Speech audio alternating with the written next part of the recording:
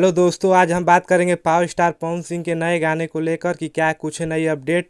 तो हम इस वीडियो में पूरी जानकारी देंगे। अगर हमारे चैनल पर नए हैं तो चैनल को कर लीजिए सब्सक्राइब। तो चलिए हम आप लोग को बताते हैं। तो आप लोग को बता दें, पवन भैया का नए गाने की शूटिंग कंप्लीट हो चुकी है।